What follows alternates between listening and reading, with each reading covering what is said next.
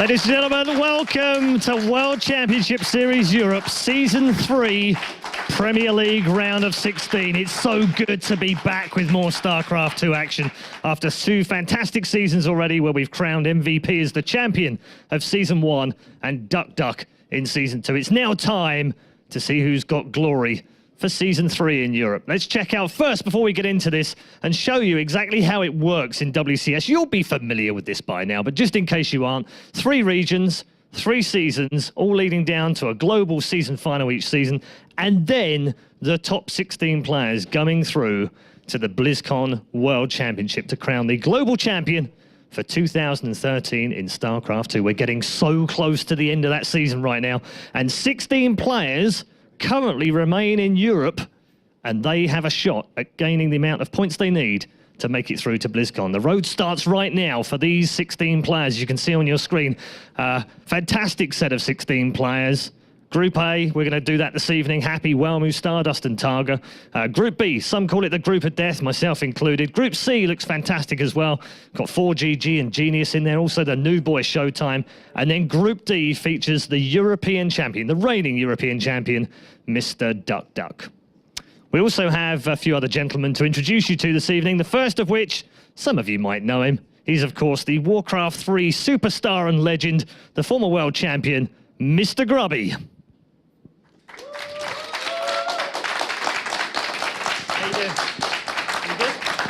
I'm doing great. I'm so joyous to be here, even though I couldn't make it as a player. This is the next best thing, and to be working alongside such a fine gentleman as yourself, very happy to be here, and great games coming up. I'm so excited. Oh, you're very kind. Oh, yeah, me too. I'm super excited. Can't wait to see these first set of games. I don't want to dwell on it too much, and you've already mentioned it slightly, but I'm glad you're here, but I'm kind of unhappy that you're here as well. What went wrong for you this season? You know, it's not for lack of training, that's for sure, but sometimes it just doesn't go the way you want. And you can look into the reason and think, you know, what went wrong, and you can assure yourself, I've definitely looked into that, but it didn't go that well. But also I have to give credit to my opponents. They played really well, and I have to say also, I'm a little excited to see a newcomer like Starbuck come up like that, bust up the group, bust up the expectations a little bit, even if it's at my own expense. Very good. Always a gentleman and a sportsman. Let's take a look at Group A. These are the 4 players that have gone through into Group A. It's a tricky group for many reasons, mainly because 3 of them are all hovering around the mid-30s in WCS ranking points, so they all need a fantastic season to make the top 16. The outsider in the group, I guess you could say, is TargA. First time in the WCS Europe, but it's also the first time in WCS Europe for Stardust, and we know all about him from DreamHack Summer. Whelmu was fantastic last season, and Happy, one of only 2 players to make the round of 16 in all 3 seasons of WCS Europe. So, tricky group, Grubby. I mean, how do you sort the men from the boys in this one? Yeah, I mean, it's really hard to say. This is an impressive statistic, by the way, on Happy. One of the only 2 players to make it to round of 16 Consistent. 3 times in a row. Maybe soon there'll be like a Happy award in the European scene. Still a bit too much fluctuation, but and we've only had 3 seasons so far of this system, but impressive. TargA, the Mythbuster, taking down a lot of big names, and this is a really hard group to call. You saw all the rankings were so similar, and we have the first 3 players. They need to do well to maybe make it to BlizzCon, but the cool thing to say here is really any player here has his fate in his own hands. If you go all the way, maybe you win the Season 3 finals in Canada, you could still make it to BlizzCon. All of these players are fighting for realistic chances. Still got a shot. Far. Yep, you're absolutely right. Okay, let's take a look at the bracket. It is a dual tournament format, as you would expect from WCS Europe. Win 2 and you're through. We'll start things off with Happy versus TargA. TargA's actually pretty good, ZVT, so he's probably feeling quite good about that matchup, but likewise, Happy's pretty okay with that. He's probably got the weakest player in the group, arguably, as well. And then we'll follow up with Whelmu versus Stardust, which we were talking about it amongst the 4 of us before we went live, and it's the trickiest one to call. Neither of them have played each other before. It's PvP. They're both great at PvP, so do you think that maybe holds the key to where this group ends up going? I think so. It definitely could be. I mean, it's a very hard match to call. We've all been talking a little bit about it behind the scenes, and no one really can say, well, that's an obvious one. Stardust, he's got a really great PvP record as of late, whereas for Whelmu, he loves the matchup, and love always leads to, you know, more fascination, more effort put into it. And he's got a solid PvP. But the question is going to be, is Wellmu going to do his own game? Is he going to be allowed to play his own game? Or is Stardust going to maybe do some tricky strategies? Because I think between the two of them, Stardust has a few more tricks up his sleeve, but Wellmu kind of has the solid foundation of being known as a generally good PvP player. So it's very, very tough to call, and definitely the key to winning the group might lie in this first match. Don't forget as well, you can interact with us via social media, all the usual channels on Twitter, on Facebook, of course, as well as starcraft2.com/WCS. Make sure you're following at StarCraft on Twitter as well and using the hashtag #WCS if you want to interact with the show or get your tweet out on the show as well. Make sure you're using the hashtag. We are going to get into game one first off. Let's start up the first matchup of the day in Group A.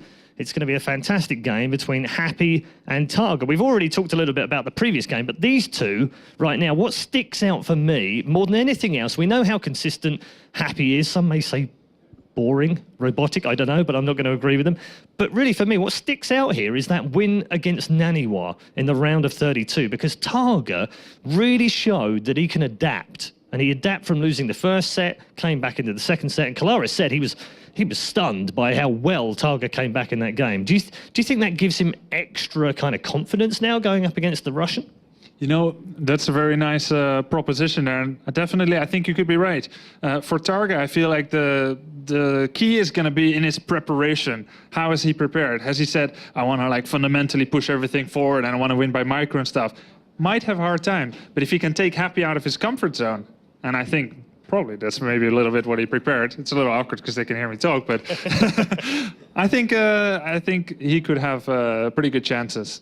If Happy is allowed to play the way he wants, maybe he'll just power through. But TargA is a tricky player, and I feel like some players, they have these kind of restraints, like this is how I like to play, and that play style that doesn't suit me. I don't like to play that way. And you can say, yeah, this player always does this and this. TargA, not so much. I feel he's like a free bird in the sky. He goes where he wants. If he thinks something is going to be the right strategy for him, he'll make sure to do that. And we saw that perfectly in his series against Naniwa, as you said. And hopefully we'll see some of that here now too. All right, thank you very much, Grubby. More thoughts from him after the game. He's going to break the game down for you as well, so we'll see him again a bit later in the show. It's time, ladies and gentlemen, for game number one. It's the 23-year-old from Norway and Team Dignitas House, TargA, going head-to-head with the 22-year-old Russian. It is the man that's made all three round of 16s. It's Happy. It's time to go over to our commentary team of Apollo and Kalaris. Thanks very much, Paul and Grubby. Welcome to the caster's desk here for Season 3, round of 16 in WCS Europe, as we have a pretty awesome game to kick things off. Yeah, I'm super excited just to be here in the round of 16, just like last season, just like the season before that as well. And here in Season 3, we're ready to kick things off in the round of 16. All the players are coming into Germany. As you can see, here are the first two players ready to kick off game number one. And this is going to be a good one. Grubby described it best. This map, this series, is going to really dictate how the group unfolds. It's very important to get the first win, especially for a player like TargA, who's very good in Zerg versus Terran. And for Happy, I think it sets him up very nicely to move on. If he's able to pick this win up, it's so important for both players. Yeah, certainly. And, also, even when the Protoss players go up against their opponents next on, they're either playing a Terran or a Zerg. So there's a lot of dynamics that can go on there, depending on who they would want to match up against. Akalon Waste goes away, as well as Yonsu for TargA. Derelict Watcher goes away for Happy. I'm not really too surprised that Happy removes Derelict Watcher. TargA's had a lot of comfort on that map in the past. Yeah, absolutely, he really has. And I think that what's going to happen with the vetoes is obviously you've got the older maps at the top and then the newer ones towards the bottom, excluding Whirlwind. We're probably going to be seeing favorites picked out, vetoed out the way, as they know and well. For TargA, for example, is going to get rid of Akalon Waste because he knows that's the map where Terrans like to play on. And then I think the newer maps, for example, Frost removed from Happy, are going to be maps that they simply don't like playing on as of recent, because these are the newer, fresher maps. And as we do have the three maps ready to go off, remember this is a best of three.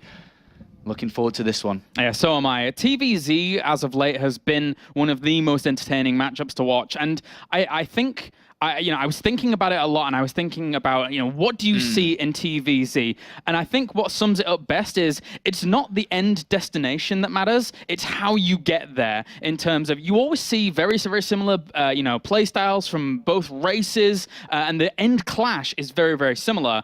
but how do they get to that point is the big question. And Happy is a guy that gets there very, very solidly and normally takes very, very minimal damage. Yeah, Happy is a player, as Grubby described very smartly, as Grubby knows his players inside out.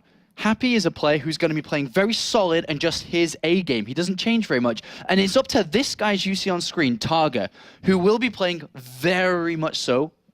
I think the best way to beat Happy is to have something planned. Yes. Happy is known for having some of the best solid Terran player, in the European scene. He goes to a build, he likes this build, he goes for a strategy, he likes the strategy, and will play out, as many people know, this robotic style of play. Yeah, and it's important to note that the win percentages are from the WCS system only. So that includes things like Dream Hikes, like MLGs, like Homestory Cups, Tier 1, Tier 2 tournaments, as well as the seasons themselves. So currently, Happy in this matchup in the WCS system, not doing too well. It's really where he shines a lot elsewhere. So going up against a player like TargA, he has to be careful about, again, what you said previously, what he may have prepared. Yeah, I mean, in Season 1, if you remember back to Happy's success, he lost versus Demaga in the quarterfinals. He then lost versus TLO before that.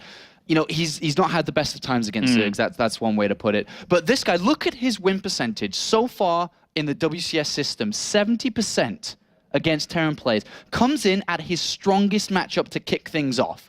If TargA has an opportunity to move through, and I believe there is one, then he must win game number 1. Anything other than a win here really ramps up the difficulty of having to play maybe a rematch against Happy later on, and then the other 2 Protoss plays. Very, very deadly. And if TargA's going to be able to advance through, this is his best shot by far. Yeah, I have to echo those sentiments. I also feel it's his best shot, especially going in as the first match going into it. Because then you only have 1 series left. If you win it, great stuff. You don't necessarily have to go down to that lower portion of the group. But TargA, just in general, he's an interesting player. I got to say, having been across the world practicing wherever and then trying to come into this, he's a player that's not really that not that well studied, because it's hard to prepare for someone like TargA who can throw anything at you. Yeah, TargA's a player that really can throw anything at you, right? And that's going to be a very important factor to keep in consideration. Though TargA, as you said, traveling around the world and so on, one thing to note for TargA is that he even failed to qualify for Challenge League in Season 1. He's a very new player into the Premier League. That we've seen Happy up on that stage many a time now, 3 times to be exact, of course. But with TargA, he qualified for Season 2 Challenger League. He then played in Challenger League itself, and then was able to burst through the scene into Premier League. He's had a very successful last couple of months compared to his majority of his career. Of course, he had that one big stunt at Valencia DreamHack last year.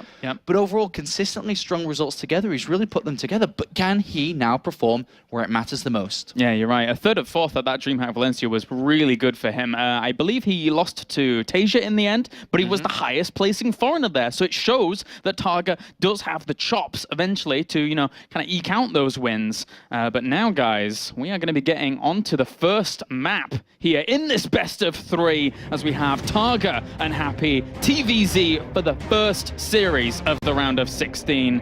And oh boy, am I looking forward to this, as we load up onto Frost for game number 1. So, spawning up to the northern position here as our red Terran, representing Empire and Russia. Ladies and gentlemen, give it up for Happy.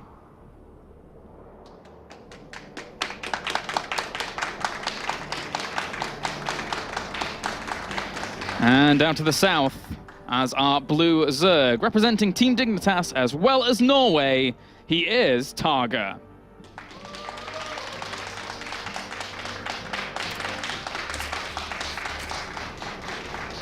So, of course, this is the first step of many from playing live in the WCS Cologne studios. Well, man. Well. The first game of the day. Zerg versus Terran here. Grubby, want to bring up that point again. I truly believe that TargA must come into this series prepared. Yes. I think is the best way to describe it. He needs to know how Happy plays and needs to be able to do something against it.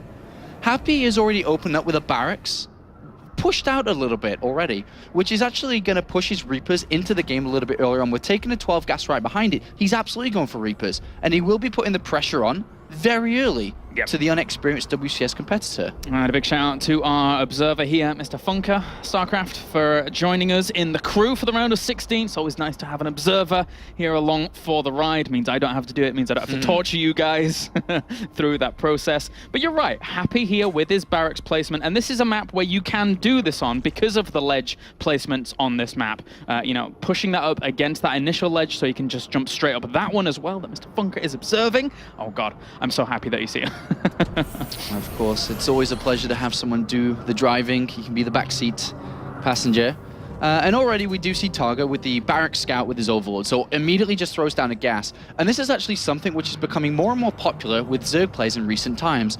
The other playstyle is to go without the gas and to go along the lines of queen only and defend with slow Zerglings and a couple of queens. Yeah. But a couple of Zerg players are opting to get Zergling speed out a little bit earlier to help deal with it, because not only are Reapers going to be playing, usually one, or even two, sorry, is that Hellions are very fast follow-up from this. So they're going to be joined together, and it is sometimes difficult to deal with.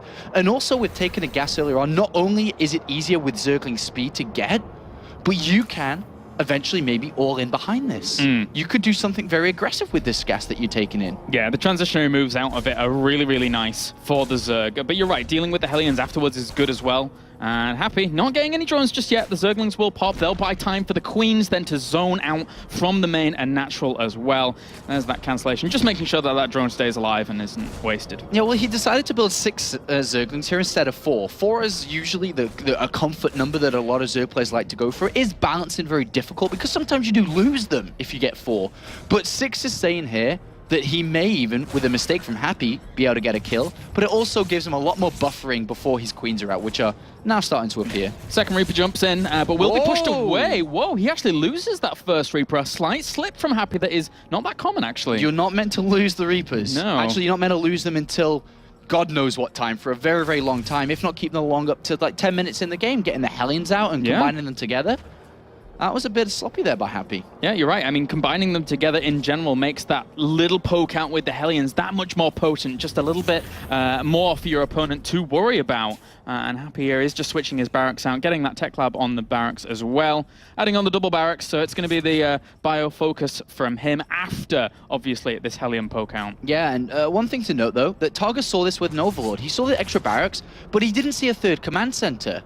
He saw the extra barracks. They're added on earlier than they should be at this point. And he's poking in again here. He may be able to get the other scout as well. And this is some big information. And so far already in this game, TargA's killed a single Reaper. He's picked up information that his opponents added on extra barracks earlier on. So TargA's now saying to himself, well, I've got to be careful with my drone production. Yeah.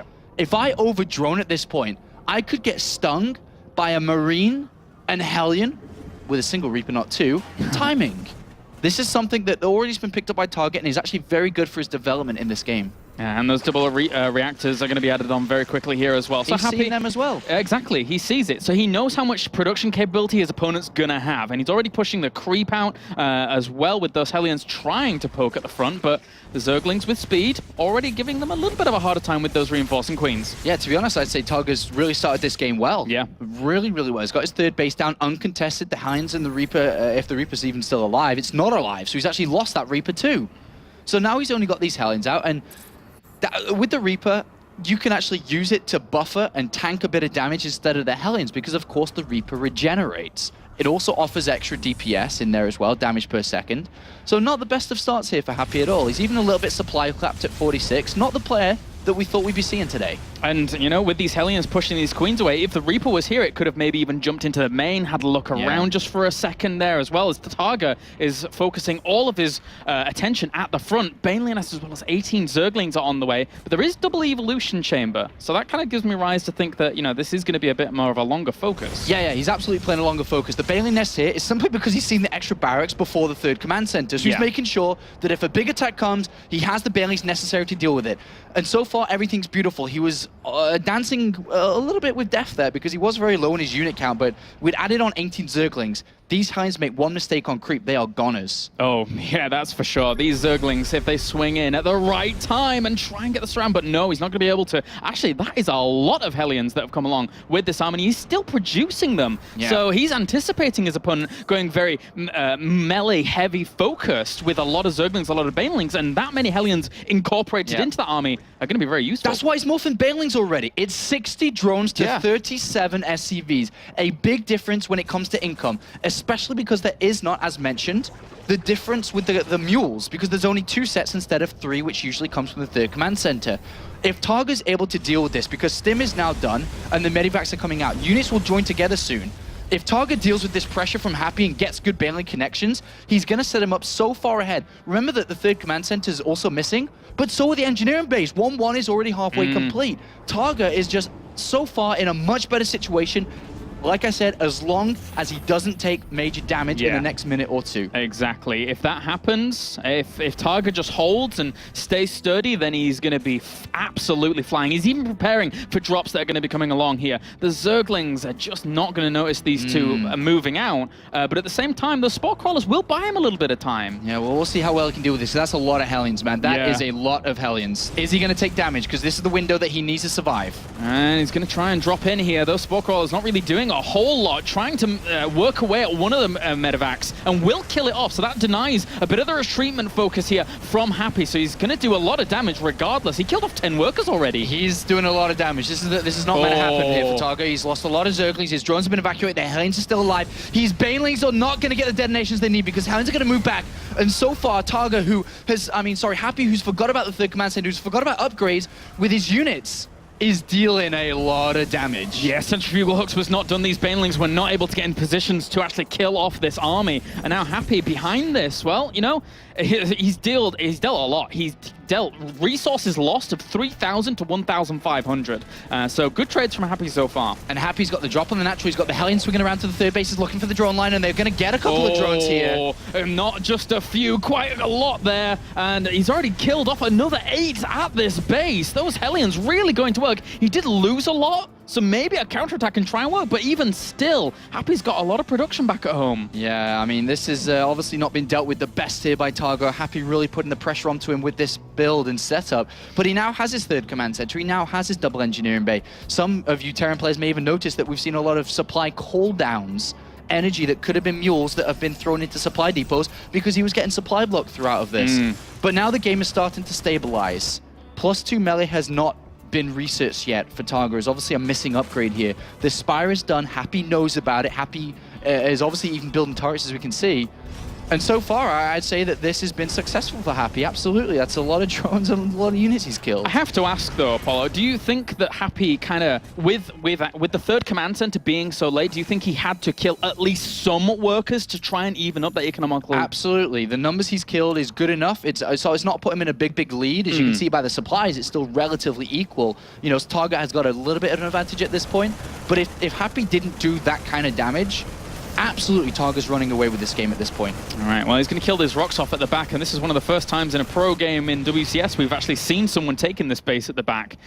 So he's going to have a nicely situated 3rd to mean it's a little bit easier defendable, but this is something that comes back to this map. This Mutalisk style around this 2nd to 3rd base can be really, really annoying, so Happy has to have good missile turret placement if he wants to defend that kind of harassment.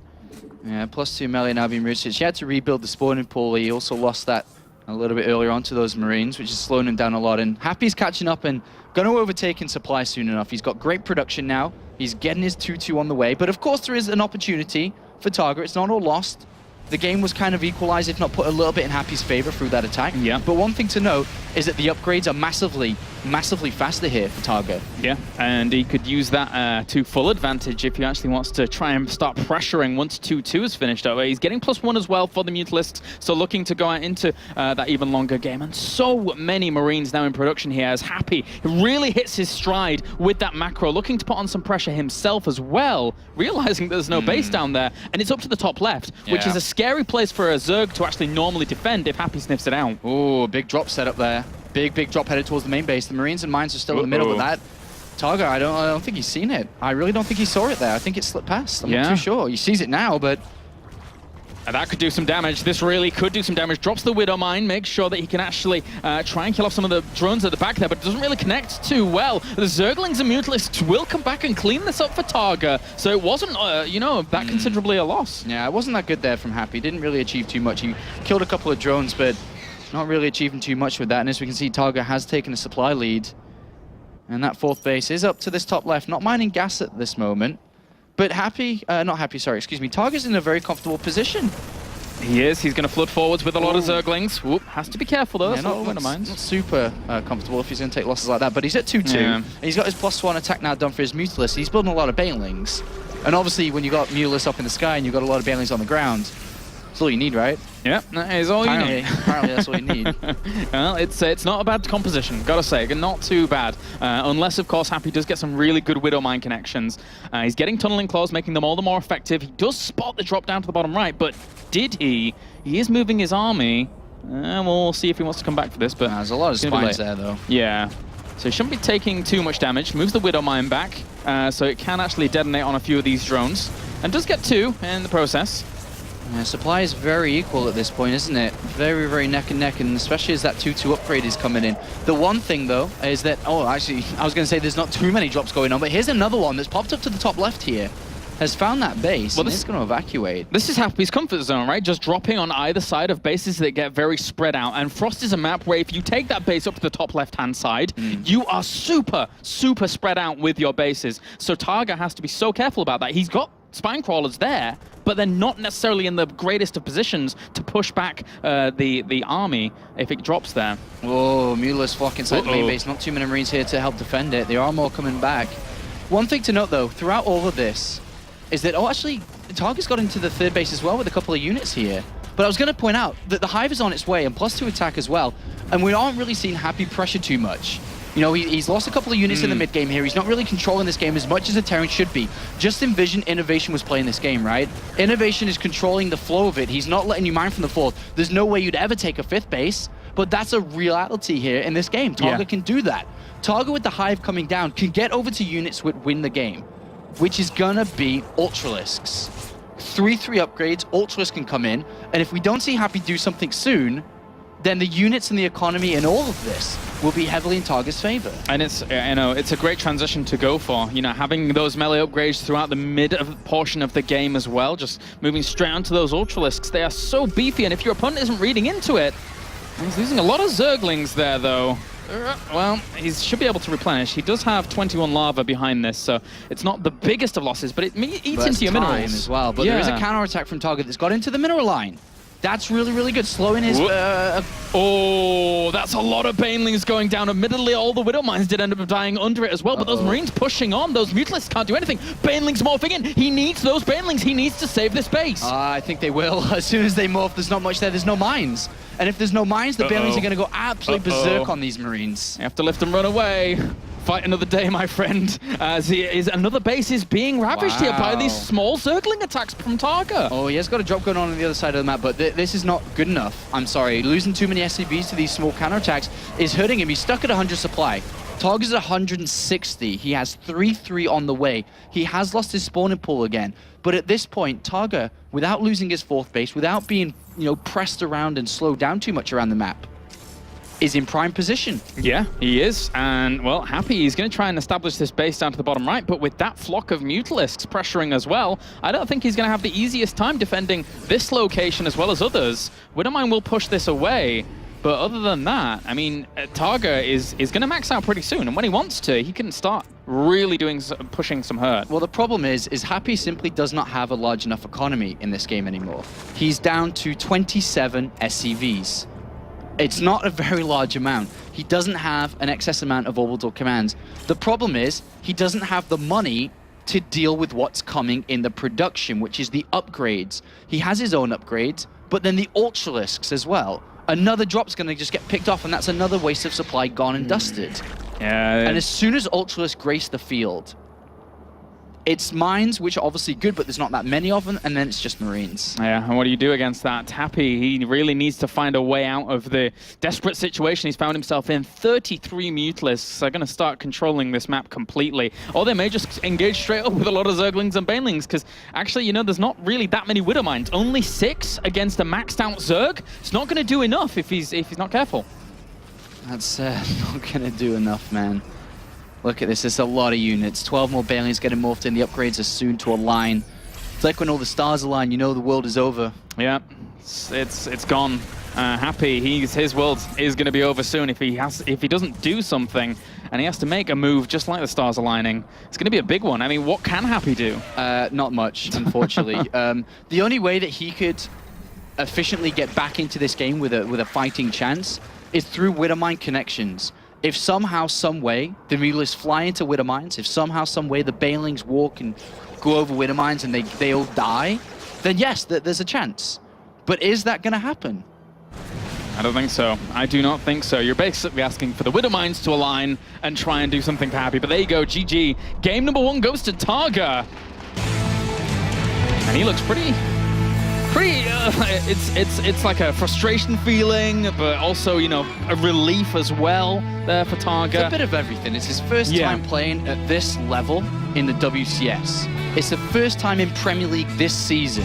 He made his way through round of 32, beating Naniware out. He was the first player to really make an upset in the WCS system. And now Happy, a consecutive round of 16 place minimum finisher. Of course, went to the round of 8 in Season 1. Unfortunately, was round of 16 in Season 2. Has dropped map number 1 here in Season 3. And to be honest, I'll be brutally honest here, was not looking the best we've seen him so far. No, and you know, there's been times where Happy has appeared at the live portion of WCS, and he's almost looked a bit rushed. Like in, I think it was Season 2 where we saw him just going for, you know, more barracks as opposed to, you know, an extra standard command center that he would normally go for. And then be like, well, you know, I need to kill him now. But I think that Happy's more comfortable going for that macro focus here, especially, you know, in a matchup where you can go from macro focus. Yeah, it really is. But I was surprised with that choice to go for that build. Yeah. Very surprised, you know? Do you think he does it again? Do you think that he does go to what we're expecting? As we can just see while we do think about those options, here are the last couple of moments. Happy clearly just not happy in TargA. No. With a sigh of relief after picking up map number 1. Do you believe that he goes over towards a similar playstyle, or does he go back to what we know that he's best with? It's an interesting thought, because has Happy come into this this tournament preparing this build and this strategy and just kind of saying, this is what I'm going for, this is what I'm going to do game to game to game? Or is Happy comfortable enough in saying, I want a more macro focus? Because I think Happy has the multitasking and the capabilities of standing toe-to-toe with a player like TargA in the later stages as well. I believe so. And to be honest, one thing to note is when you play this style as Happy, is that once it gets scouted, you almost feel like, oh god, this game's not already going well. It's already been scouted. But here is our next map that we'll be going over to. It is going to be Whirlwind, a map that you should be very familiar with. It's a 4 spawning player map. You can spawn in each of the top locations or bottom locations. And it is one of the bigger maps that we know. This is a macro focus map which should play towards the style that we should, as mentioned, be expecting to see from Happy. Nothing too funky, just going over to his usual play setup, and this is the perfect map to do it on. It really is, and the same thing, you know, kind of accounts to TargA as well. He's really not going to change up. Well, I mean, he doesn't. I feel that he doesn't have to change up what he did in game number 1. Yes, there is the option for him to go for something very, very aggressive, but he did really well in that macro game. He stood heights above Happy right there. All right, well, let's see if he can continue to stand above Happy, as Happy's the one that's been there, done it. He's been in the round of 32, he's been in the round of 16, he's moved on to the round of 8, almost made it to the Season 1 finals to represent Europe. But unfortunately has been on a bit of a downslide in Season 2, and as what we can see so far in Season 3, not started off in the best way possible. But what's possible? Anything in this series. Yeah. It has to happen now for Happy. It absolutely has to. Zerg has been his downfall in the past. Will it be again here in series number 1, as we have spawning up to the top right, Red Terran, representing Empire as well as Russia. He is Happy.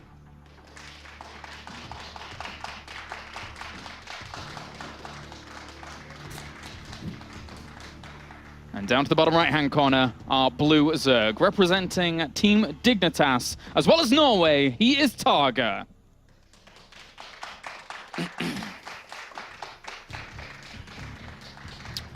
Has there been... Okay, there is. You know, I've done that thing again, man. I ask a question and answer it before I finish the question. I was going to say, has there been another Dignitas member this deep into WCS? And I answered it already, which was Tefl. Yeah. Is the only player so far. But TargA here sending out a very early drone scout. On a 4-player map, as mentioned on Whirlwind, it is difficult sometimes to scout your opponent. The Overlords may get there. If you don't drone scout, the Overlords get there very, very late. Very late. Very late. Yeah. So he's actually opted to just send out the drone here straight away. He sent an Overlord up north and is going to scout roughly at the same time, the top left, as he is going to the top right. Just to kind of figure out what Happy's doing. Is it Barracks Command Center? Is it Command Center first? Is it going to be 2 racks that he could be looking for? It's weird, though, because I'm kind of surprised that he's... I mean, yes, you do want a spot where your opponent is obviously very early, but Happy's not the kind of guy to throw in something a little more aggressive early on. So maybe TargA's looking for opportunity here more than anything.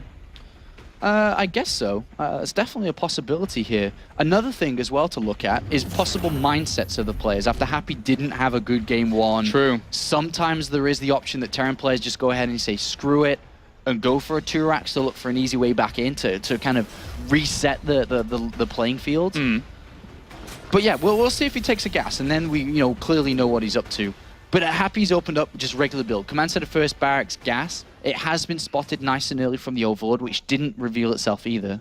Gas goes down for TargA as well. Doesn't need a gas in this sense if he's going to play a straight-up game. Exactly. So what is he going to do with this? And again, this comes back to what I was saying. Maybe he's looking for opportunity, trying to find some room to put on some aggression himself. It would be really weird if it was just for defensive speed, I think. Well, it's not defensive speed. Yeah. It's Command Center first, right? So,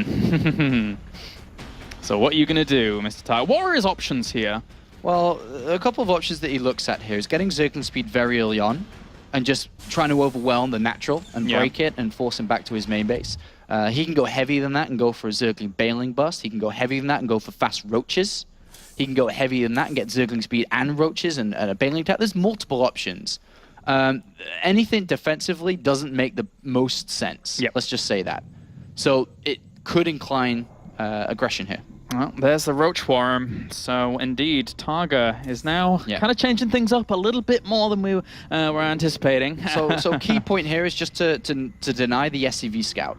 And if he sends down his first queen, which he's doing at this point, if you think right now, as a Terran player, when you go up and scout, just go through Happy's mind right now. He's going up there, or should be, looks for the 3rd base. Oh, okay, that's a little bit weird. And then he's going to go up and see 2 queens. 2 queens at this position tells the Terran player, oh, that's 4 queens. Because usually you have your 2 queens at the front. Because they've just lava injected, now they've moved to the front ready to creep spread. But it's not that. That's the only 2 queens he has. He's moved it from the main base. He's tricking his opponent. And now all of a sudden there's 6 roaches on the way. 7 roaches on the way. That's a lot of roaches. 8 roaches on the way, Claris. And even if this wall's off, and there are maybe 9 1 or 2 roaches Marines, on the way, Claris. That's a lot of roaches. 10 roaches on the way, oh my God. Claris. That's a lot of roaches. Well, anyway, even if he walls that off and the bunker gets there and he starts repairing it, there's still going to be a lot of SCVs dying. And that's what TargA is, using as the compensatory factor for this. Well, Happy, very smartly, even though he hasn't seen it, has scouted both 3rd base locations of his opponent and is saying, it's a little bit weird, and has opted for a very fast wall-off. But look at his build order and strategy choice behind this. It's Blue Flame Hellions anyway. Uh-oh. And obviously Hellions aren't the best tool necessary to deal with roaches at your front door. At least you can have a lot of units out, but it's really not going to help out a whole lot here. He's got 1 Marine in that bunker, and that's about it. These Hellions, they even move out of position as these roaches move forwards. If he walks up into the base, okay, at least it's shut, but still the bunker's going to get picked off. There's no reaction from the SCVs here. The front wall is down. A tank is being made already. The Hellions are coming back to defend, but Happy could be staring at a 2-0 defeat. If TargA he sees the tech lab here, he can work on the tech lab and then just sit around the factory. As soon as he knows a tank's in production. Of course there has to be after a Blue Flame Hellion opener, after seeing these roaches, so he can kill off a lot of SCVs. There's no 3 command centers. It's going to be very difficult to recover the SCV losses that he's taking at this point. He's already dropped down to 16 SCVs. There's 38 drones. There's more roaches on the way, apparently, in the production tab with Zergling speed as well. And Happy is plummeting down. Oh, he's got 12 SCVs left against 38 drones. What a fantastic change up here from TargA. Really keeping his opponent on the toes, killing SCV after SCV. And now Happy is staring down the barrel of defeat in game number 2 once again. That's right. He's got 4 SCVs left. At this point, it's almost impossible to recover from. If there was a 3rd command center, the only person that could ever do that would be MVP. But that is not the case here. That is not the case. Happy is not doing well, clearly. And TargA, as we described earlier on in the broadcast, has taken the best possible chance in this game to move on to the round of 8, maybe. Of course, there's 2 other opponents, but this was his best pattern. This is his best way to make it through. Beat the Terran player that you're meant to beat because of statistics, then think about and worry about the Protoss players after. Yeah, TargA's looked great all WCS system along in terms of dealing with Terrans, and this really shows why he is that good against them. And Happy has not really brought it just yet, and he's going to try and do some damage with his Helens, but once they can't get in, GG. TargA takes the series 2-0 in convincing fashion. TargA, indeed, he does it. First step, and moves on to the winners match here in the round of 16 Group A. And he defeats Happy, a consistent round of 16 player, 3 seasons in a row. But this time TargA is the one, as you can see, that gets the nod. And for TargA, I recall in interviews him saying something to the effect of, you know, once I get into WCS Europe, I will do well, but it's getting in that's one of the toughest parts of it. The qualifiers are always very, very heavily contested, but he got in during Season 2, and look where he is now in that first series. Very, very impressive play. 2-0 over Happy. And to be honest, not too many people really knew how this group would shape up. It's a very close group of 4 very close players when it comes to their skill level. And I thought that it would come down to who plays the better on the day, because on paper, I think a lot of people would say Happy over TargA. But today, with circumstances and how these two played today, it was TargA that is the first player to make it into the winners match and would go up against the winner of our second match that is coming up very shortly. Yeah, and this gives him the room to just go up against one opponent. Here we have the winning moment, and TargA, as you can see, very happy with that initial result. Not surprised, you know, beating a player like Happy, who has been the consistent mainstay here in WCS Europe, is a good move forwards in the round of 16. I was looking over, you know, when the Roaches first broke through. I'm quite sure there was... Okay, well, it's understandable. I'm quite sure there was. I'm quite sure there was. All right, guys, so we can send it over to an interview with the victor of our first series, Mr. Dignitas TargA. Thanks very much, guys. Yes, with TargA, congratulations. First of all, fantastic couple of games against a player that many thought would take you down. I mean, would it be fair to say coming into this group you were considered the underdog? Would that be a fair statement? Putting you on the spot straight away. Yeah, I would say so. I haven't had any results in over a year now, so it's good to finally do good at least. Yeah, DreamHack last year, 3rd, 4th last year, I think, in the DreamHack Open. But right now, just riding a crest of a few very good results. We talked about the Naniwa game before the match started, and now a 2-0 against Happy. I mean, talk us through the first map. What were your thoughts on that first map? It was quite a long one. Yeah, I scouted what he was doing, and I thought that he would either hit with everything on my third base, or he would try to do sneaky drops in my main base. I was kind of prepared for the drops, but not enough. Like, it did so much damage. And I thought I was behind, but like I knew that he was on 2 command centers, so things kind of evened up. I think he wanted to do more damage. And after that, I just slowly got a bigger and bigger lead. My 4th base got droned up very, very fast.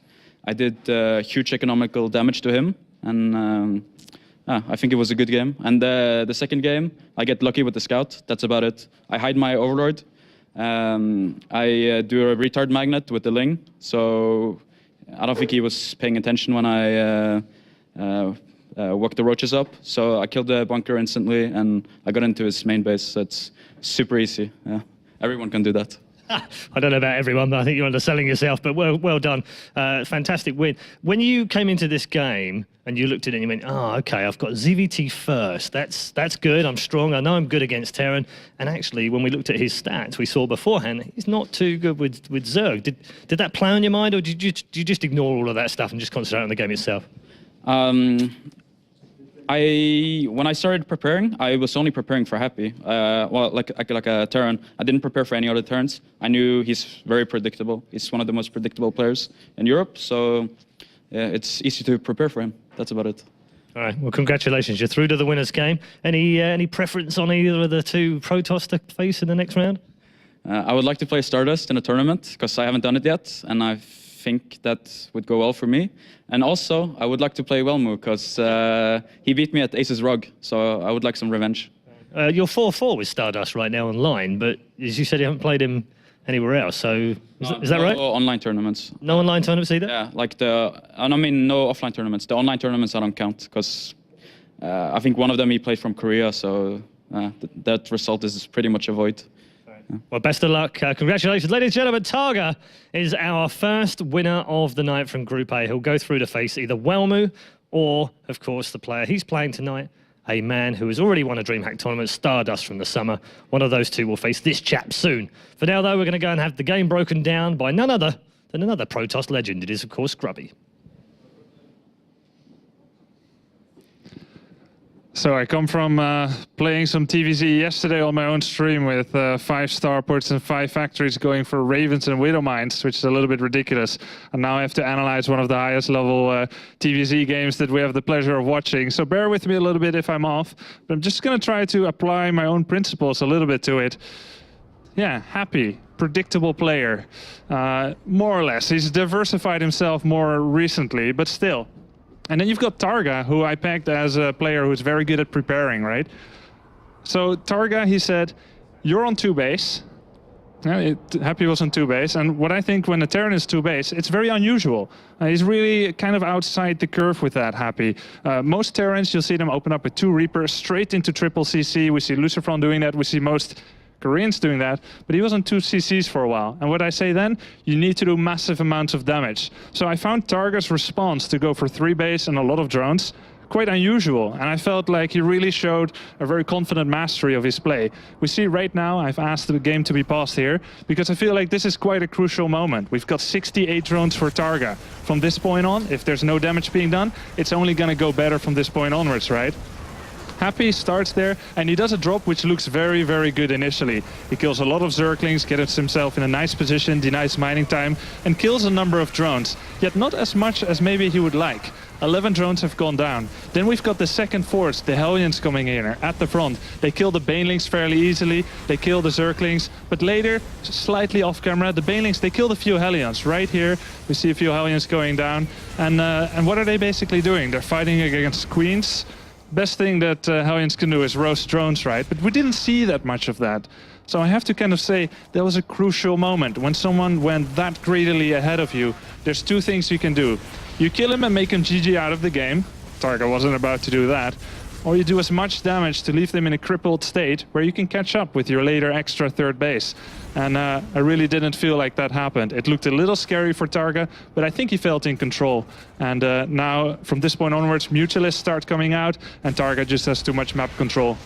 Terran's usually in a very problematic state of the game when the Mutualists have the opportunity to go to the Terran base and start harassing. And because of that threat of these new, improved, regenerative Mutualists, Widowmine attacks, Marine attacks, they are constant all the time. And Happy's rhythm, it didn't look that constant, constantly attacking. So TargA really prepared well here, went greedy despite a 2-base Terran, and very massively defended it. So it was a very impressive show of preparation and mastery over the game. Second game, we didn't really need to look at it. TargA said anyone can do it, but are you gonna do it at the right time? That's the main one. And he showed he did it at the right time. So that's a 2-0 victory. I'm not that surprised by it because TargA has taken down a lot of great names and he's good at preparing. Well done by him. Let's take it over to Paul. Thank you.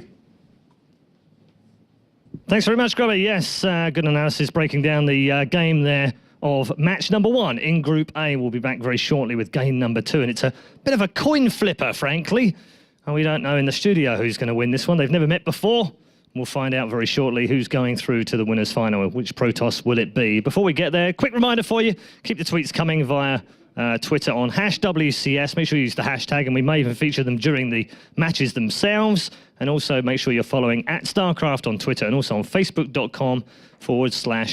StarCraft. Also, www.starcraft2.com/WCS. But you're already there because you're already watching the show. But if you're not, you should be. And if you are, then go and grab a friend, add them onto another PC, show them some StarCraft. It's going to be a fantastic night. In Group A of the round of 16 in WCS Europe Premier League Season 3. We'll be back very shortly after the break with more action. It's PvP next.